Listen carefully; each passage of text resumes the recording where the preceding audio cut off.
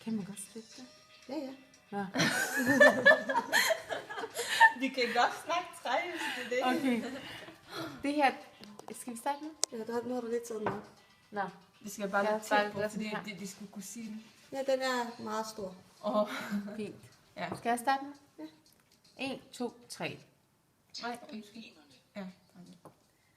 Det er vores app Safari 1, 2, 3 spil hedder den. Der er en masse farver på, dyr på. Dyrene de smiler. Det ser meget sjovt ud med en masse forskellige farver på. Hvis vi starter med denne her, Tæl flodhestene. så lærer man her at tælle. Der var 1, Til læberne. så siger vi 1 og 2. Tæl pingvinerne. Så tæller vi pingvinerne. Så lærer man her at tælle samtidig med, at man kommer til at kende dyrene. Fordi her siger den for eksempel tæl flodhesterne. Så kommer flodhesterne frem. Så tæller jeg 1, 2, 3 og 4. Det er også tal. Og så hvis vi går videre til den næste. Det her. Der.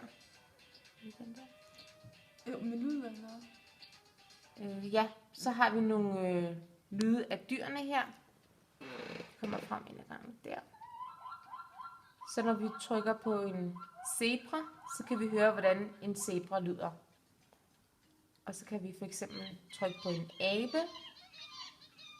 Så kan vi høre, hvordan en abe lyder. Og det kan være meget sjovt for børnene. Så, Så var det nok den der, ikke? ja, Til læberne. Nej, det den havde vi lavet. skal jeg lige se. Finde ud af.